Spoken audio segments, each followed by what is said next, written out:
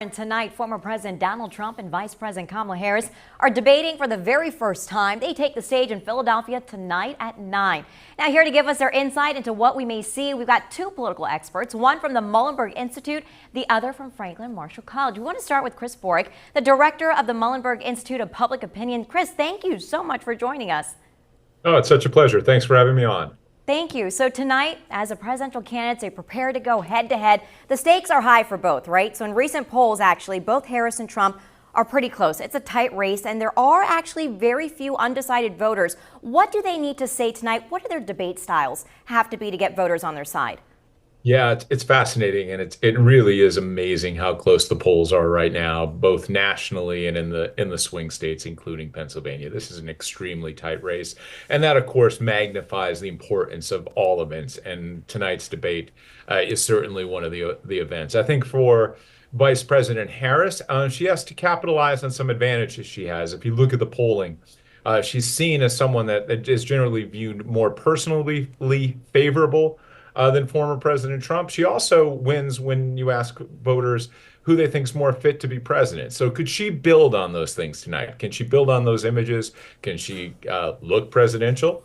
Can she, at the same time, maintain an advantage of someone that voters may like more? I think that's an opportunity tonight for former President Trump, of course.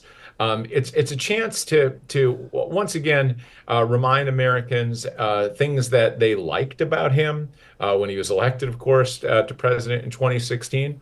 Some of the qualities that they think might be in this particular year, where many Americans aren't satisfied with the direction of the country, that he can offer them a vision forward to where the country might go under a second Trump presidency. So the stakes are high, and the opportunities and risks are there for both of the candidates. Yeah, and the debate being held in Philadelphia. Talk about the importance of this first debate happening in Pennsylvania.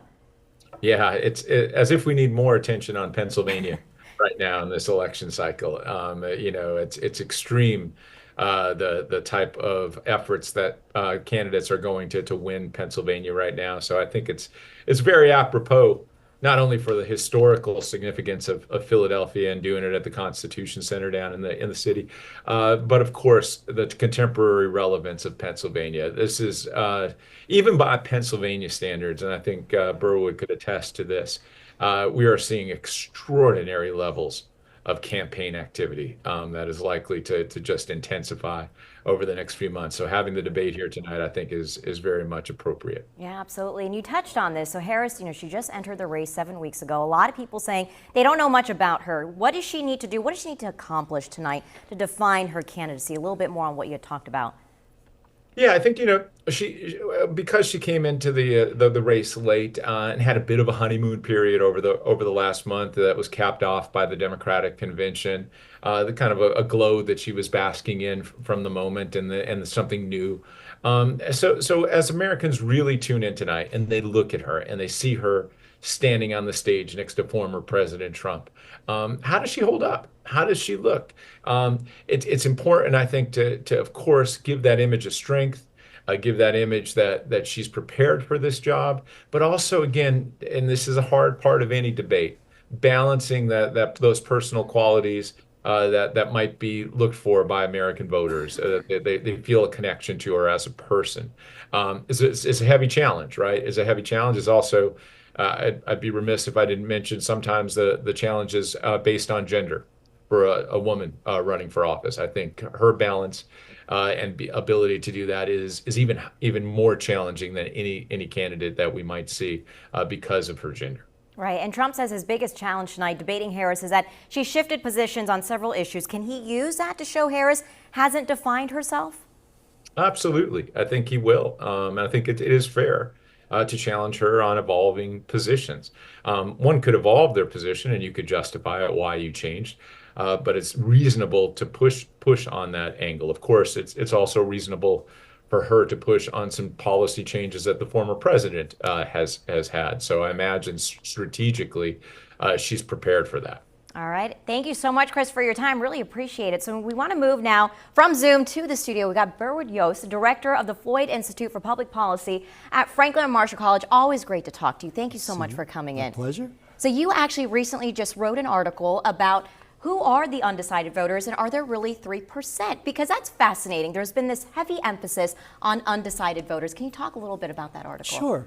Well, I think if you look at the polls, it looks like it's 48, 46, something like that. So it appears that there's very few undecided voters, maybe 3, 4%. But if you look at the number of people who say, I've chosen a candidate, but I may change my mind, that number expands a little bit. It's probably closer to 10% at this point. And so I think that's the key to this debate tonight, that we've got a group of voters, some of who have said, well, I have a candidate in mind, but I'm still trying to decide. What do those voters do? What do they look like? Many of them are moderates or independents. Many of those folks just haven't decided yet. And so this debate is going to go a long way to helping those voters make a final choice. Yeah, and Trump allies say they hope the former president stay on message tonight and turn around what they hope was a rocky start to his summer campaign. What do you think we'll see from him tonight? Well, I think if his campaign advisors get their way, he's going to be able to hit on the messages around the economy and really trying to tie Kamala Harris to the Biden administration, because we know the Biden administration and their policies are not that popular. Lots of people blame him for problems with immigration, with the economy.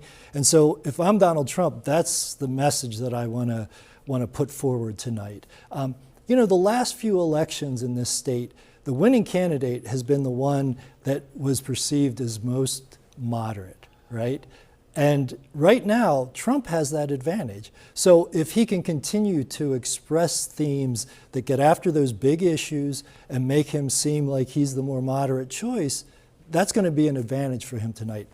I don't know if he can do that, if he can stay on message, but that's got to be his task. And I think that's Harris's task too, that she's got to try to make herself seem like she's more in line with the majority of voters in this state. Yeah, and the New York Times poll, Siena College poll that recently came out, actually said a number of voters saw Vice President Kamala Harris as too liberal. So I think that may be an emphasis tonight. Can you talk about Vice President Kamala Harris's messaging? I understand that she's supposed to bring 2 former Trump officials to the debate. Does that give us any insight into what we can expect? Well, when we looked at some of that data you mentioned earlier, it did look like there was a group of voters who identify with the Republican Party, but who are still thinking about their vote choice. And I think bringing those kinds of people says, if you're a Republican and you have some doubts, there are other people like you and they're going to support Harris. And so I think that that's a good strategy on her part, but I think her messaging has to match that sort of sentiment, that she has to be able to say, I've brought these people along because they see me as a better choice, because I represent the majority of voters. My views are in the mainstream, and my views are going to help you do better, whether it's the economy, whether it's women's rights, whether it's democracy. All those are issues that are important to her voters. And it's funny, we've had this timeline with you. We spoke to you during the first debate between President Joe Biden and former President Donald Trump. We're now entering the second debate. That's unprecedented. I know everyone loves that word, but we haven't been expecting anything like this. What are you going to be watching for? Because I understand we'll also be talking to you tomorrow as well after this wonderful debate. Well, I think it's the message that these undecided voters receive. That's really what I'm interested in, because it's a small group of people, but they're going to make a choice that is decisive. And so if one of these candidates has a better evening and can really do something to get beyond their base, that's really what I'm looking for. What kind of appeals can they make that connect with those voters who are still trying to decide? I really think the debate is going to reset the trajectory of this race going forward. It's the first time these two have been on the stage together. And they're going to be measured against one another in a way they haven't been.